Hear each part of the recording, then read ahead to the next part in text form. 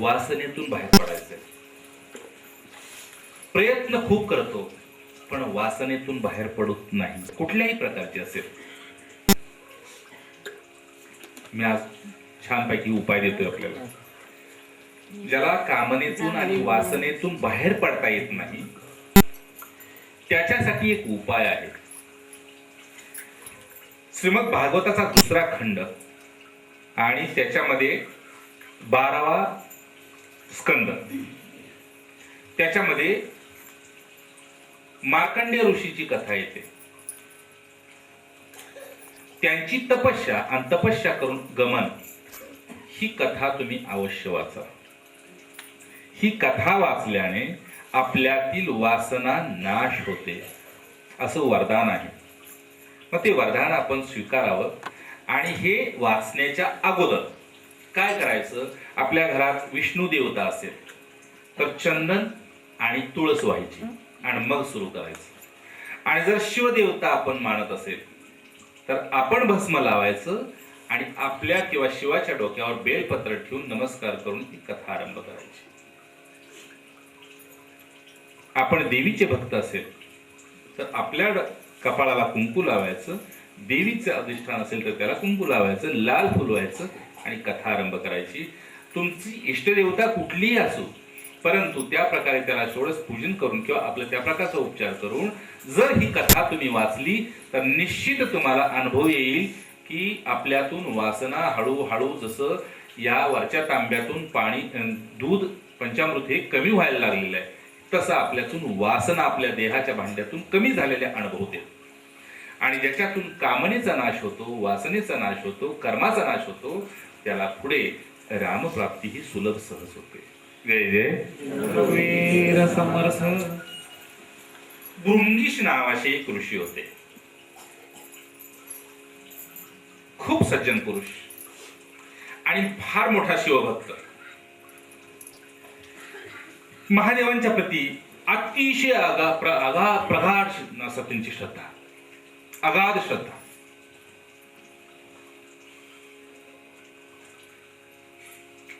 मला थोडस त्यांच्याबद्दल ऐकवा असं प्रभू रामचंद्राने आपल्या गुरुंना सांगितलं, महामुनी वशिष्ठांना, की गुरुदेव मला थोडस त्यांच्याबद्दल माहिती आपल्याकडून.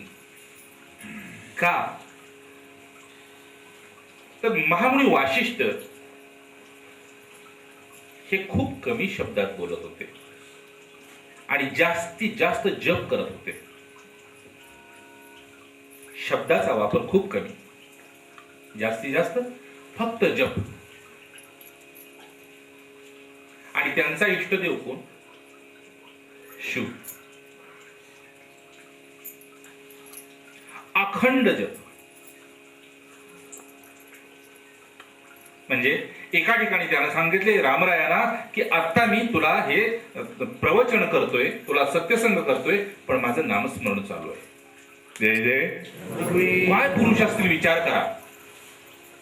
आता माझं नामस्मरण म्हटले चालू आहे आणि पुढे आणखी एका ठिकाणी सांगितलं की राम मी तुला खरं हे बोलतोय पण मी आता समाधीत आहे, योगशिष्ट मध्ये. काय हे पुरुष असतील. म्हणजे कसं काय की आपल्या बरोबर एखादी व्यक्ती रस्त्यावर बोलत असेल, भेटली तर किती आदरानं येते, भेटते, पण नेमकं त्याचं लक्ष असतं की मला कुठं जायचंय, गाडी आली की आपल्याला सोडून त्या गाडीत बसतो, म्हणजे स्मरणात आहे त्याच्या. तसं हे म्हणतात की मी तुझ्याशी बोलतोय खरं, परंतु मी समाधीत आहे. आणि मी तुझ्याशी बोलतोय खरं, पण मी म्हटले माझ्या इष्टदेवतेच्या मंत्रामध्ये आहे, आता माझं नामस्मरण चालू आहे. राम म्हणाले प्रभू मुनीश्वर, म्हणूनच मला त्यांच्याबद्दल थोडंसं ऐकायचं. की म्हटले भृंगीश नावाचे हे ऋषी होते. आणि राम, एका वेळची ती अशी गोष्ट आहे की सुमेरू पर्वतावर, म्हणजे जसं अग्नीचं कसं तेज आहे तसं त्या उत्तरेकडे एक असं तेजस्वी शिखर होतं. आणि त्या शिखरावर संपूर्ण आपल्या परिवारासह, म्हणजे कार्तिक स्वामींच्या बरोबर, गणपतीच्या सह आणि शिवपार्वती हे संपूर्ण चारीच्या चारी, आणि त्यांची एक मुलगी शिवजींची. काय नाव? अशोक सुंदर. या 5 बरोबर ते तिथे निवास करत होते. तर राम ते शिखर असं तेजस्वी होतं की सूर्य जरी नाही उगवला तरी तिथे सुईमध्ये धागा घालण्या इतका प्रकाश होता. असं ते तेजस्वी शिखर होतं.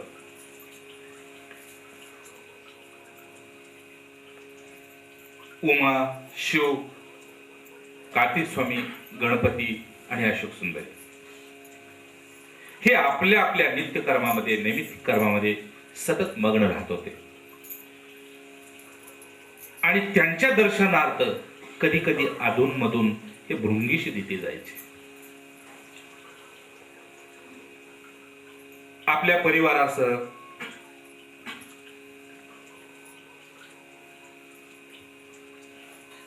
हे एक वेळ त्यांना भेटायला गेले आणि साधारण आत्मज्ञान हे आतमध्ये ठेवणारे परंतु तेजस्वी आणि अतिशय विनम्र असे हे भृंगीश ते एक वेळ तिथे उपस्थित झाले.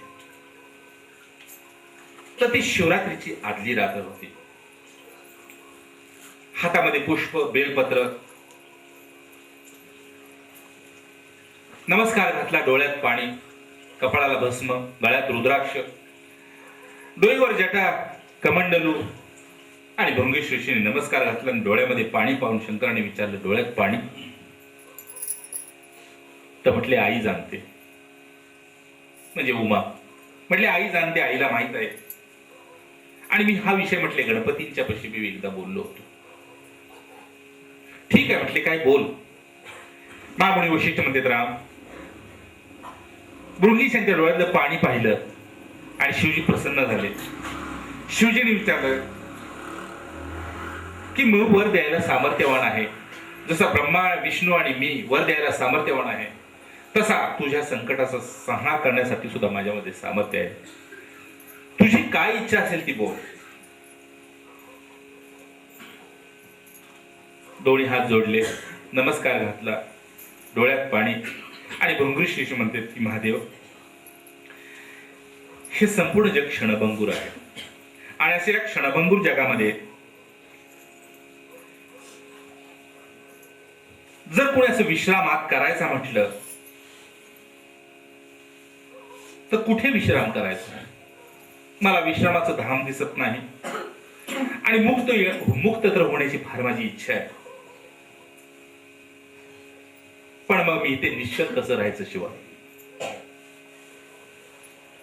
शिवजी म्हटले, असू दे,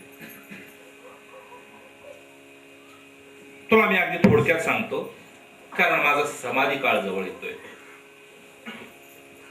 म्हणून मी तुला जे थोडक्यात सांगतो ते ऐक. शंकर म्हणाले, हे बघा ना, अनाथ म्हणजे ज्याला कशाचीही इच्छा नाही, अपेक्षा नाही आणि ज्याची उपरती स्थिर झालेली आहे. हे बघा ना, तुझ्या संपूर्ण शंका माझ्या चरणी व्हा. कारण धैर्य जे आहे की नाही, ते सर्व संकटाचं औषध असतं. धैर्य म्हणून धैर्य, दया, संयम, एकाग्रता आणि क्षमा या 5 गोष्टी ज्याच्या जवळ आहेत त्याच्याकडे महान अमृत आहे. महान अमृत आहे आणि हे अमृत जो रोज नित्य प्राशन करेल तो पुढे महाकर्ता होतो, महाभोक्ता होतो आणि महात्यागी होतो. भृंगीशने नमस्कार घातला, म्हटले, प्रभू मी असा भाविक अज्ञानी जीव आहे, मला याचा थोडासा विस्तार करून आपण सांगावा. भृंगीश त्यांची याचना पाहिली आणि महादेव म्हणाले की हे बघ भृंगीश, की तू लक्षण विचारू लागलास. असं कुठलं लक्षण आहे की ते आतमध्ये दिसल्यानंतर मनुष्याला वाटत असेल की मी महाकर्ता आहे, मी महाभोक्ता आहे, मी महात्यागी आहे? हे कुठलं लक्षण आहे असं याच्यामध्ये? मगाशी 8:45 एकाचा फोन आला होता आणि ते म्हणाले की मला येता येत नाहीये आणि मी ऑफिस मधून फार उशिरा आलोय, तर मला थोडासा 2 मिनिटाचा सत्संग द्या. त्यावेळेस हा विषय निघालेला होता. त्याच्यानंतर आपल्या डॉक्टरांचा बी फोन आला होता.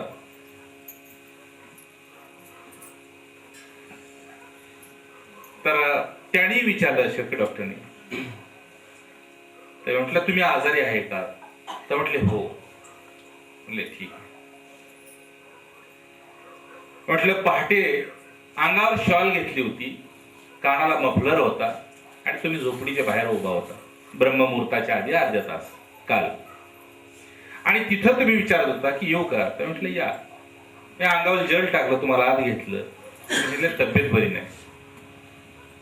आणि तेवढ्यात मी हातातून काय दिलं काय मला काय माहित नाही, आणि तुम्ही ते खाल्लं. काय तुमची तब्येत कशी आहे आता? तर म्हटले आता बघा.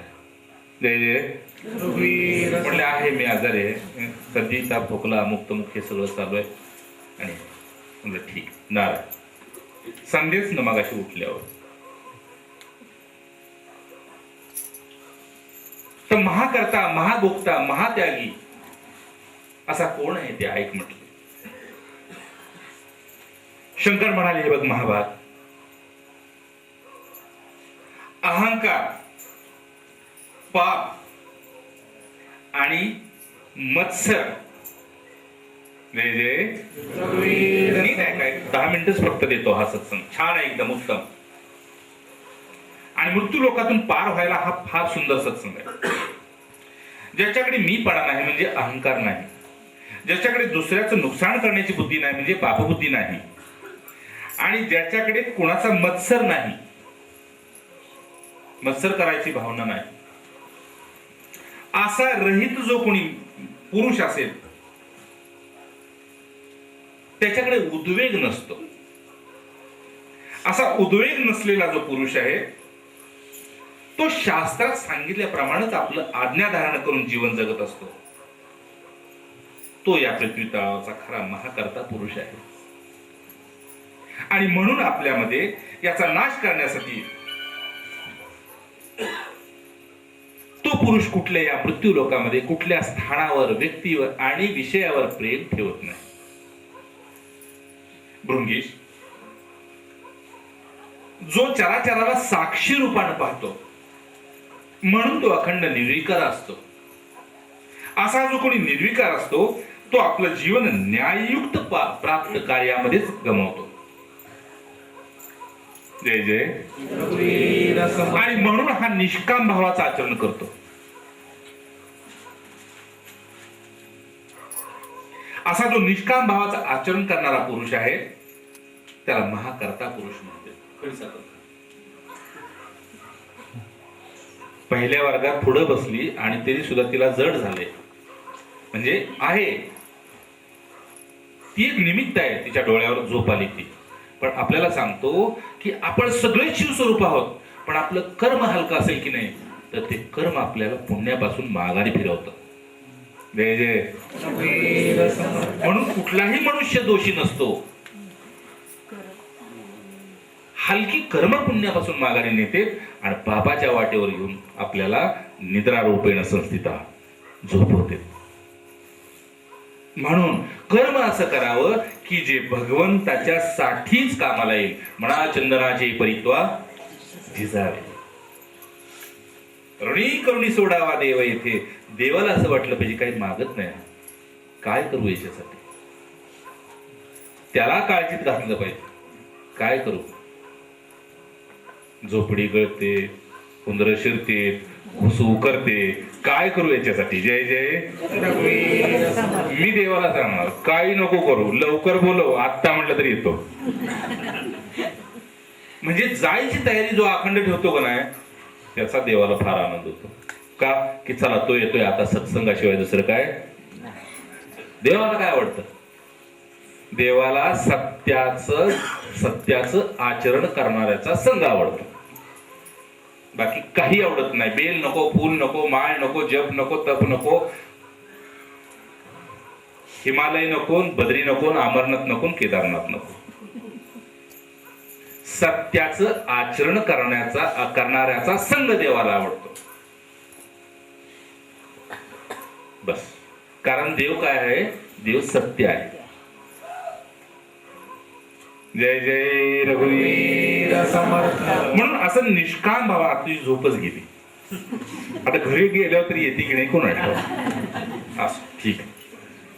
आता मालक विचारतील का झोपेनास, मग सांगायचं मी बस हाय नाही काकाला भेटून आले बाबा, शंकरांना भेटून आले.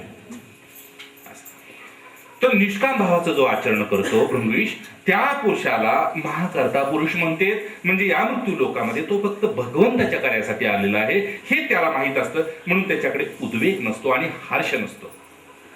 म्हणजे काही मिळालं तर तो हर्षित होत नाही आणि काही गेलं तर तो उद्वेगी होत नाही.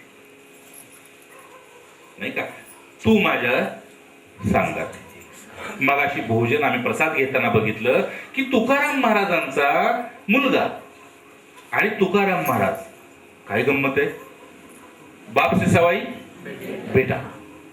तुम्हाला कोणाला माहित नसेल त्याच्यासाठी हे सांगतोय मी, ज्यांना माहित नाही त्यांना. सहज भोजन करताना तो प्रसंग मी पाहिला. तुकाराम महाराजांच्यावर दारिद्र्य एवढं ओढवलं की शेवटी एका ब्राह्मणाच्या घरी लाकडं फोडायला लागली. म्हणे ऐकती का, ब्राह्मणाच्या घरी लाकडे फोडायला लागली. तर लाकडे फोडताना ब्राह्मणानं काय केलं, म्हटले यज्ञाला लागणारी लाकडं आहेत म्हणून छोटी फोड, आणि ती लाकडं फोडून घेतली आणि पेल्याचं बोड सुद्धा मागलं नाही एवढं दूध दिलं. कारण मुलगा रोज आंबील पित होता. म्हणजे ते पाणी ढवळलेलं असतं ना तिखट मीठ टाकून, त्याला आंबील म्हणते. एवढं दारिद्र्य, 18 विश्व दारिद्र्य आलंय. एवढंच की ते पेल्याचं बूड मागलं नाही, एवढंच दूध प्यायला दिलं त्याला. पेल्या तुकोबरायाने एवढीच तक्रार केली की म्हटले लाकडे एवढी फोडून घेतली. आणि ब्राह्मण उर्मट बोलला, सावकारीचा माज नाही गेला. म्हटले भाषा ही वापरायची होती पण लेखकानं भाषा तशी वापरली. म्हटले सावकारीचा माज नाही गेला, अजून दूध तेवढंच मिळणार, तेवढंच ओढलेलं आहे, घेऊन जावा नाही तर ठेवा. तुकोबराय म्हटले असे नका, मुलाचे ओठ उष्टावले तरी चालतील. घेऊन निघाले. आणि गंमत काय झाली की मोकळ्या हाताने घरी पोहोचले. बायकोने विचारलं काय झालं, कुठं होता, माझं काय चुकलं का. शेवटी सांगितलं नाही असं असं घडलं, मुलाला दूध हवं होतं म्हणून सावकाराच्या घरी ब्राह्मणाच्या घरी लाकडं फोडून आलो. हात बघितले, रक्तबंबाळ झालेले हात, डोळ्यात पाणी पत्नीच्या. दुःख एवढं की कसलं हे दारिद्र्य, कसली ही परीक्षा, का तर परमात्म्याच्या वाटेवर झाली. म्हणून त्यांना जगद्गुरु उपाधी मिळाली. म्हणजे जगद्गुरु आद्य शंकराचार्य, शंकराचार्यांच्या तोडीचे हे पुरुष.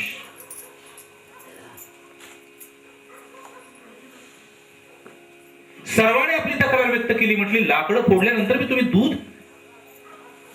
मी काय म्हटलं की भृंगीशला सांगते की हर्ष आणि उद्वेग आणि हर्ष ह्या दोन्ही गोष्टी नसाव्यात भगवंताच्या भक्ताकडे.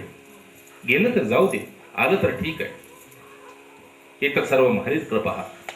हे फक्त भगवंताच्या कृपेनं घडतंय असं समजायचं. कारण माया मात्र इदम सर्व, हे मायामय आहे, विसरू नकोस. नको दंड ठोकतून मायेमध्ये काय सांगू की मी एवढं कमवलंय, मी एवढं आणलं, माझ्यामुळे खाता, नको बोलू काय. माया मात्र इदम सर्व.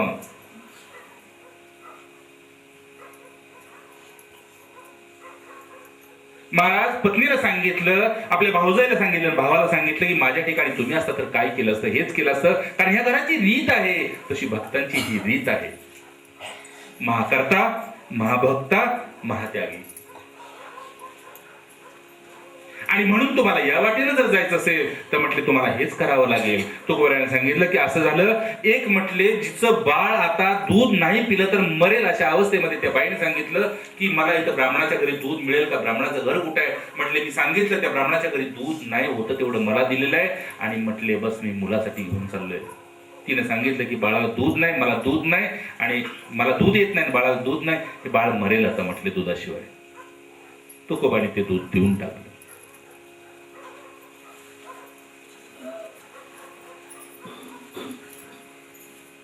आणि बाईने विचारलं, म्हटले तुमच्या मुलाला. म्हटले माझा मुलगा मोठा आहे. बाईने काय केलं, कापसाचा बोळा केला, त्या पेल्याच्या बुडाला धरला आणि कापसाच्या बोळ्यानं तोंडात थेंब सोडले. दूध एवढंच होतं पेल्यात. कारण काही ब्राह्मण कर्मठ होती पूर्वी, फार कुचेष्टा करायची, पुढे तर फार त्यांचे हाल केलेले दाखवतील तुम्हाला. म्हणजे आहेत चरित्रात. धिंड काय काढले, काय काय केले, गावाच्या बाहेर हाकलून दिले, काट्याच्या फांजरीनं मारले, फार फार हाल केले. त्यांना आज आपण नमस्कार करतोय, त्यांची गाथा वाचतोय. जय जय. म्हणून महापुरुष सोचतो कसा. आज तुम्ही आम्ही सहज ज्यांना म्हणजे ज्यांना काय परमार्थ कळत नाही, ज्यांना देवधर्म कळत नाही, ते सुद्धा बापूकडे बोट करते. त्यांना काय भोगावं लागतं तुम्हाला मला काय माहित आहे. ज्यांनी भोगलं त्यांना माहित आहे. चरित्रात एवढंच लिहिलेलं असतं, पण हृदय उकळलं त्यांचं तर मग कळतं की आज काय आहे त्यांच्या भोगले. त्यांनी का तुमच्या आमच्यासाठी तपस्या करते ते.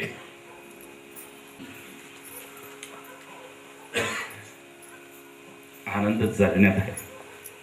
परमार्थ म्हणजे आनंद जगण्यात आहे. जर आपण जगता नाही आलं की नाही तर देव बी नाही, धर्म बी नाही, गुरु बी नाही, शिष्य बी नाही.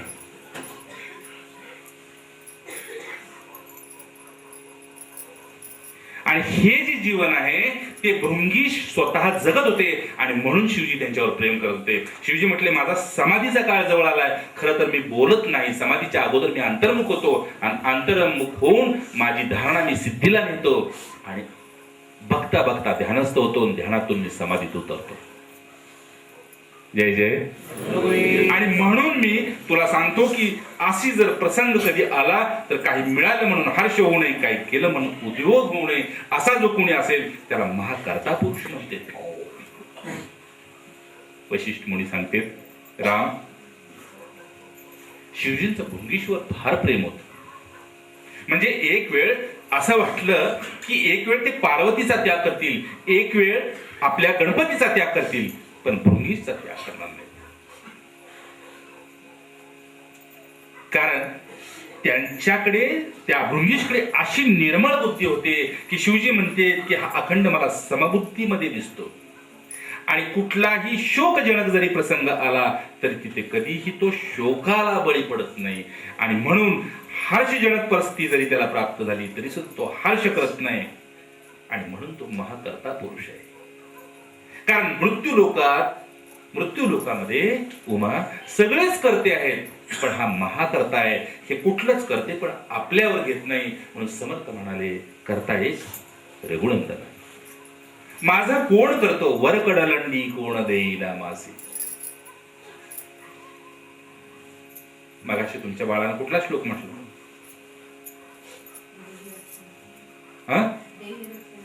हा देह रक्षणा कारणे परी शेवटी काळ घेऊन गेला.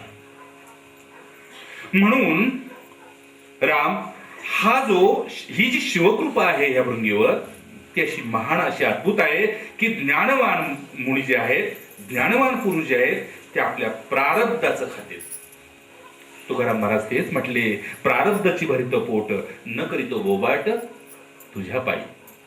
म्हणजे तुझ्यापाशी येतो की नाही देवा, कधी सुद्धा तुझ्या कानावर घालणार नाही की माझ्या प्रपंचात असं असं आहे आणि तेवढा असं असं कर. हे तुझ्या कानावर कधी घालणार नाही. जसं प्रारब्ध असेल तसं पोट भरेल. जय जय. आणि म्हणून हे न्यायाचीच कार्य आहे असं समजून मी प्रभू महाकर्ता त्याला मानतो, कारण तो आसक्ती रहित आहे.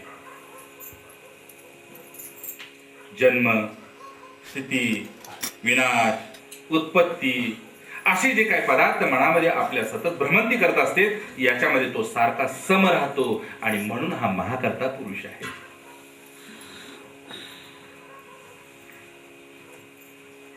उमा जो आपल्या प्रारब्धाच्या अनुसार न्याययुक्त प्राप्त जे झालेलं आहे त्या पदार्थाचा उपभोग करतो, खरोखर बस तोच महाभोक्ता पुरुष आहे. म्हणून धनावर विजय प्राप्त ज्यानं केलाय त्याचंच धन रामाकडे गेलेलं उत्तम. जय जय. म्हणून असं दान करावं म्हटले की जे महाभोक्ता जन्माला येईल. आणि म्हणून असा महाभोक्ता जो पुरुष आहे तो फक्त एकच आहे की आपल्या प्रारब्धाचं खातो, इतरांचं खात नाही. उमा असा जो पुरुष आहे तो या मृत्यू लोकामध्ये काम्य कर्मामध्ये आपलं मन गुंतवत नाही, निषिद्ध कर्मामध्ये आपलं गुंतवत नाही.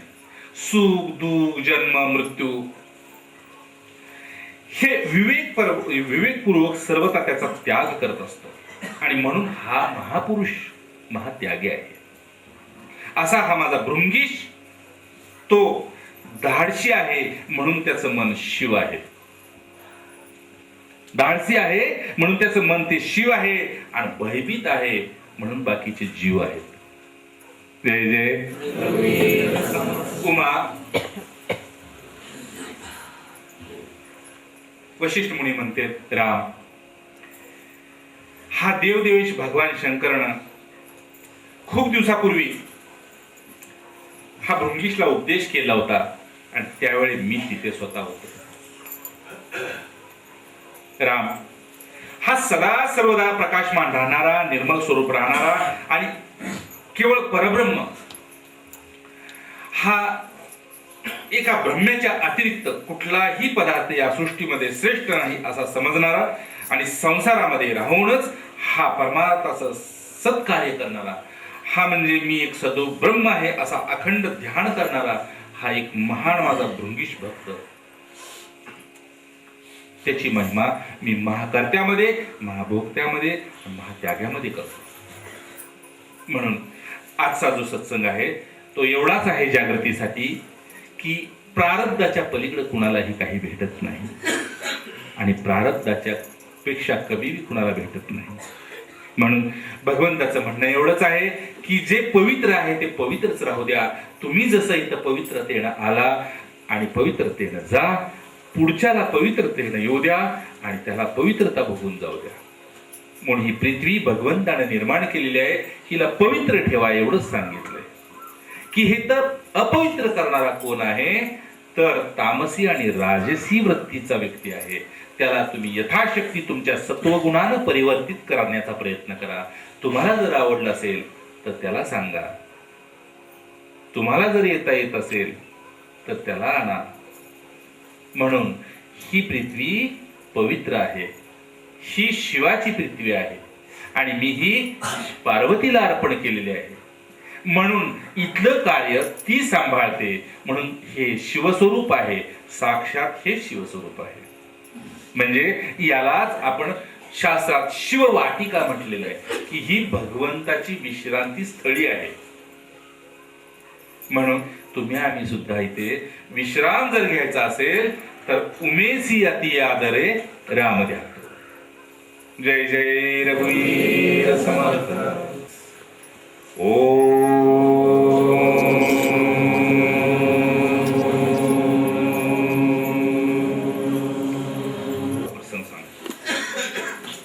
संपूर्ण अंगाला भस्म लावलेला महान योग 1998 सेवागिरी मंदिरामध्ये आला होता. असा ऐकता ऐकता जांभळे आली तर उपाय काय सांगा मला. जय जय. समजा असं ऐकताय तुम्ही छानपैकी आणि जांभळे आली तर तुम्ही म्हणाल तुम्हाला झोप येत असते की नाही. आम्हाला झोप नसते. का नसते तुम्हाला सांगतो. आम्ही अखंड जसं तुमच्या घरात नंदादीप जळतो तसा आमच्यापाशी मृत्यूचा नंदादीप जळत असतो. कुठल्याही क्षणी तो तयार आहे. तो जसा कुठल्याही क्षणी तयार आहे तसा मी कुठल्याही क्षणी उपासनेला तयार आहे. म्हणून आपल्या उपासनेचा कधी त्याग करू नये, आपल्या गुरुमंत्राचा त्याग करू नये, आपल्या गुरूंचा त्याग करू नये, आपल्या इष्टदेवतेचा त्याग करू नये, आपलं कुळ कधी दडवू नये, आपली जात कधी दडवू नये, आपल्या कुळस्वामीचा कधी त्याग करू नये असं वेदशास्त्रामध्ये स्पष्ट वर्णन केलेलं आहे. असं तर जांभळे आली तर काय उपाय असं ऐकता ऐकता. जय जय. जांभळे आली तर उपाय असा आहे की आपली जी जीभ आहे ती टाळूला वर चिकटवायची आणि प्राण बंद करायचा. जांब माघारी जाते आणि सांब येतो. जय जय. हा एक शास्त्रीय उपाय आहे.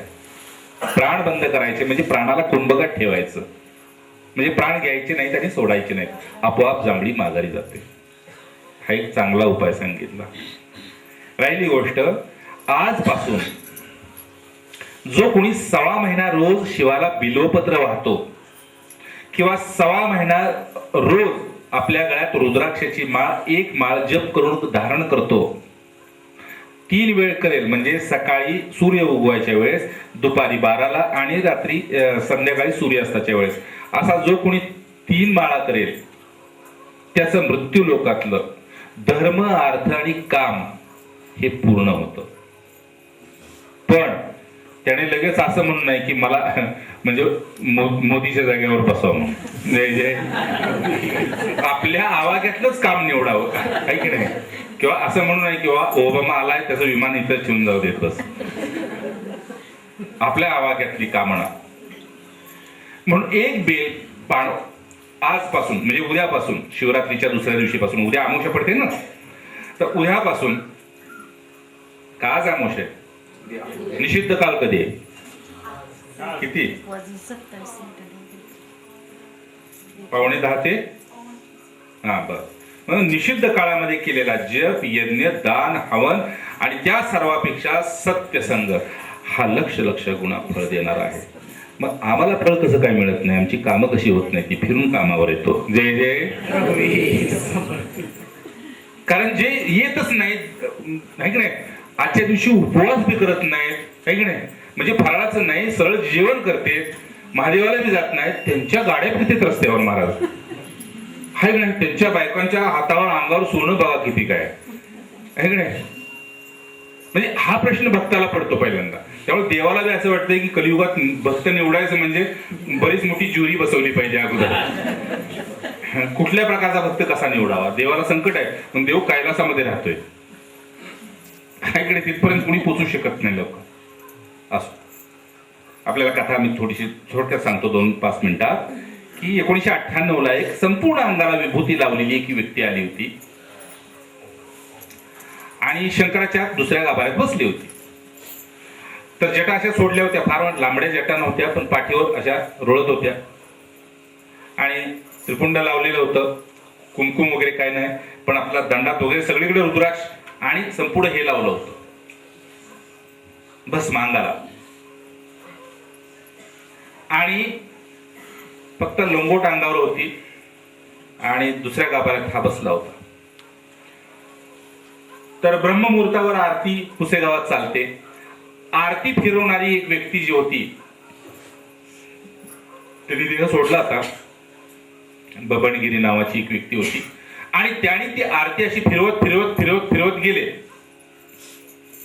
मंत्र म्हणत, पहिला गाभारा, दुसरा गाभारा, तिसरा गाभारा, चौथ्या गाभारात शंकराच्या देवळापाशी पोहोचले, शिवलिंगापाशी, आणि आरती फिरवली. आरती फिरवली, पुन्हा इकडे नंदी, इकडे बाकीच्या देवता असतात काय काय तिकडे आत बाजूला, त्या देवतांना असं फिरवायला गेलं तर ही व्यक्ती ध्यानाला बसली, अंगावर भस्म, आणि एकदम हे कापले, असे थरका फुटला येणार, की मगाशी जाताना व्यक्ती मला दिसली नाही आणि आता येताना ही व्यक्ती बाहेर आहे. त्यानं दारावरून घाम आला आणि पळत आत्मगिरी महाराजांच्या पाशी आले. सांगितलं, म्हटले महाराज असं असं आहे. महाराज शांत बसले होते गादीवर, शांत मुद्रा होती, व्यक्ती ती शांत होती, व्यक्तिमत्व. त्यांनी शांत आपले डोळे बंद केले आणि आपलं इकडं ध्यान लावून, योग लावून असं बघायला लागले, असं बस, आणि हसले. म्हटले जावा आत बघून हाय का ते. आत गेले तर व्यक्ती नाही ती. जय जय. ती व्यक्ती नाही.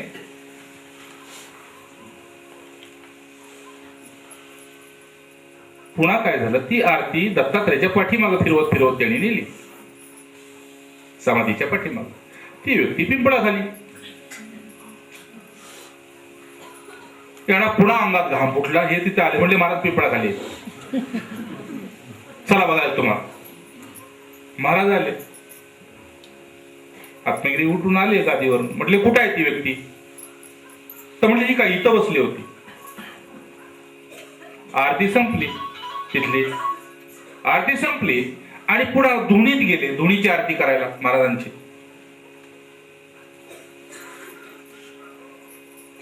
आणखी एक उपाय तुम्हाला सांगू का जांभळीचा? जय जय. कारण वेळ झालेली बऱ्याच जांभळ्या मला दिसतात, काय करू, जांभळ्या न देणारी दिसायला पाहिजे की नाही, पण हे एक असेल देत असेल पण तेच नेमका पुढे येतोय. जांभळी जर येत असेल तर तुम्हाला सांगतो 2 दाताच्या मध्ये जिभेचा सेंडा एवढा दाबून धरायचा की जांभळीला आज करू द्यायचं नाही,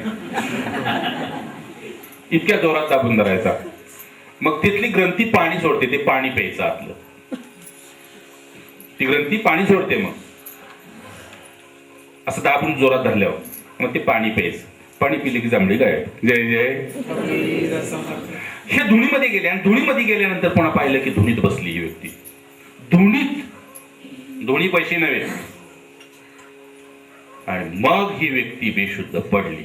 जशी पडली म्हणजे ते फिरवायचं ते असतंय की नाही, हे ज्योतीचं, ते असं आदळलं त्या भिंतीवर. तर महाराजांनी असं थोडासा अंदाज घेतला, म्हटले काहीतरी घडलं वाटतं, हे आज जाऊन बघते. तर ह्यानी शवासन केलं, इकडे झोपले. महाराजांनी बघितलं, उठवलं, पाणी मारलं, म्हटले काय झालं, अहो जळतंय कोणतरी. म्हटले कोण जळतंय, तर म्हटले ती मगाची व्यक्ती होती ती जळते. म्हटले ते कुठं आहे म्हटले. तर महाराज काही नव्हतं तिथे, एक फक्त त्रिशूळ खवलेलं होतं त्या धुणीत. महाराजांनी मला ही स्वतः घटना सांगितली. म्हणजे एक त्रिशूळ खवलेलं होतं, म्हणजे ते सिद्धस्थान आहे, सिद्धहस्त योग्याचं स्थान आहे. त्यानंतर त्यांनी तिथून साफ दंडवत घातला, मी आजपासून आरती करणार नाही, मी चाललो. महाराज म्हटले ऐका, त्यांना समजावलं, म्हटले अरे तुझं भाग्यच आहे की साक्षात तुला शिवाचं नागारूपात दर्शन झालेलं आहे. नागा नावाचा एक संप्रदाय आहे त्यांचा, ठीक आहे. नागारूपात तुला म्हटले दर्शन झालंय. भस्मांग लिंपाय म्हटले, संपूर्ण अंगाला भस्म, आणि फक्त शिवतीर्थ असं जे शिवतीर्थ असा तो पुरुष होता. आणि म्हणून म्हटले तू भाग्यच आहेस, आणि तरी सुद्धा तू या स्थानाचा त्याग करतोस. 2 दिवस कसे तरी राहिले, पण आरतीला जायचं काय धैर्य झालं नाही त्यांचा. शेवटी त्यांनी प्रस्थान केलं, गेले. पुन्हा घामोघाम झाला, घरी गेले आणि गेले.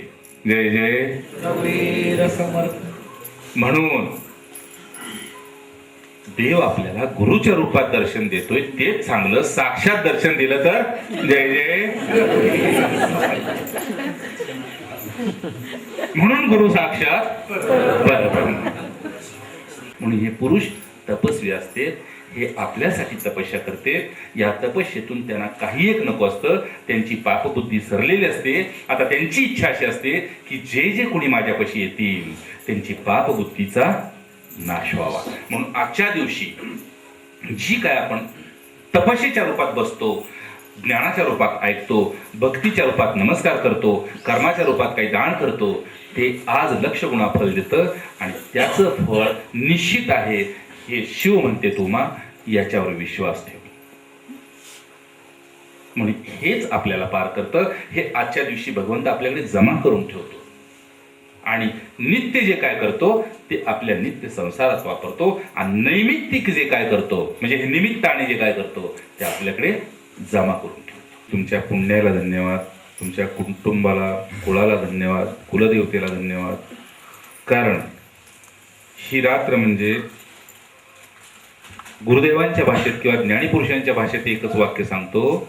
ज्ञानीपुरुषांचं असं म्हणणं आहे की महाशिवरात्रीचा पर्व म्हणजे काय आहे, की अहम विनाश करण्याचा पर्व आहे. म्हणजे आपला अहंकार शिवाला देण्याची रात्र आहे, बस. आणि शिवाला अहंकार दिल्यानंतर तो लोकेश्वर आपल्याला भेटवतो, तो लोकेश्वराला आपल्याला भेटवतो. म्हणून आजची ती रात्र आहे की आपला जो आपल्या कार्यातला कुठलाही मीपणा असेल तो आपण आजच्या दिवशी शिवजींना अर्पण करायचा आहे. म्हणून हा ज्यानं अर्पण केला ते शिवभक्त झाले. मग ती पार्वती असो, सती असो, नंदी असो, गणपती असो, अन्य कुणी असो, पण हे शिवभक्त झाले. एवढ्यात आपण एवढे घायला येतोय. शंकर किती वर्ष बसले? 28,000 वर्ष बसले होते. 28,000. 28,000 वर्ष बसले होते ध्यानात, समाधीला. आणि समाधीतून उठल्यानंतर कितीतरी वर्ष फक्त पार्वतीकडे पाहत होते. आणि मग पाहता पाहता पाहता पाहता पाहता पुन्हा देहावर आले आणि मग तिला स्माइल दिलं, म्हणजे हसले. मग तिच्याकडे स्मित हास्य केलं की आत्ता ओळखलं तुला, तू कोण आहेस. आपण एवढ्याच घायला येतोय. तो 28,000 वर्ष बसलाय. माझ्यासमोर बसलेल्यांच्या जांभळ्या मोजून मोजून 28च्या वर झाल्या. म्हणून ही कथा सांगितली. मग मला सुद्धा त्यांच्याकडे बघून हसायला येते पार्वतीकडे. असं आहे. म्हणून भजनात आळस असू नये, भजनात आनंद असावा. जसं म्हणजे लग्नाला बसल्यावर आपण जर जांभळी दिली तर नवरी बदल केली नाही तर नवरात्री बदल झाली. हाय की नाही? हळदीला बसले कुणी आणि नवरीने जांभळ्या दिल्या तर काय काय कुणी म्हणणार काय बाई नाही रात्री जागली आहे मेहंदी काढायला, नाही नाही तिला बदली करा म्हणतील, मेहुणीला आणा ते आहे की नाही, पण हिला नको. तसं आहे की आपल्याला बसतो की नाही की आनंद असला पाहिजे, मृत्यू समोर असला पाहिजे, जगात काही नाही असं वाटलं पाहिजे. आणि खरोखर अनुभूतीला असलं पाहिजे की आपल्या बरोबरची गेली, आधीची गेली, मागची गेली, पुढची गेली. एक दिवस आपला नंबर यायच्या अगोदर उडी मारणार, याचं नाव मोक्ष. भले माझी उडी छोटी असेल पण ज्यांना उडी मारता येते त्यांच्या खांद्यावर बसणार, त्यांच्या हाताला धरणार, पण उडी निश्चित मारणार. पण उदासीनता तत्वता सार आहे. मृत्यू लोकात आपण पाहावं की आपल्याला उदास का होता येत नाही. हे जगावं, हे आनंद घ्यावा.